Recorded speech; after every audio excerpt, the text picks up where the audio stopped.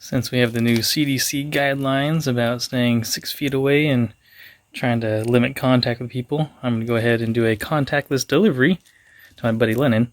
So we're going to go ahead and pack his stuff up in here, tape some zip ties to it, attach it to my drone, my Mavic 2 here with a payload system. Bar right there, so that's actually light activated. So if I hit the switch on my controller,